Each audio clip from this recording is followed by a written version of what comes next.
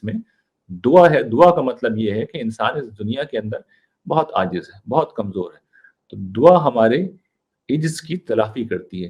جو ہم نہیں کر سکتے ہمارا پروردگار کر سکتا ہے، تو ہم اسے بلا لیتے ہیں مدد کے لیے، اس کی بارگاہ میں پیش ہو جاتے ہیں، جو مسئلہ ہے اس کے حضور میں ہم رکھ دیتے ہیں. تو یہ پھر سب سے بڑی عبادت بھی بن جاتی ہے، یہ بندگی کی معراج بھی بن جاتی ہے.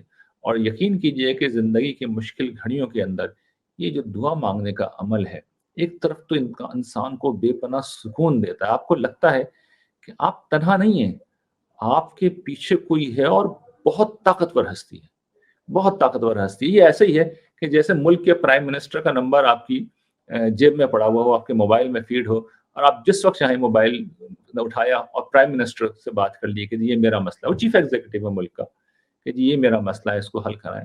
تو پروردگار عالم تو کائنات کا خالق و مالک ہے.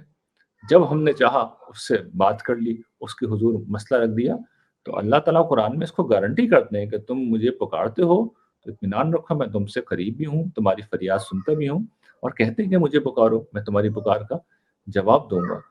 تو یہ احساس، اس میں زندگی گزارنا، اس میں کیا اطمینان ہوتا ہے آپ اس کا اندازہ نہیں کر سکتے. اور یہ صرف کوئی نفسیاتی اثر نہیں ہے، میں آپ سے سچ عرض کرتا ہوں، اللہ تعالیٰ اس دنیا میں دعاؤں کا جواب دیتے ہیں.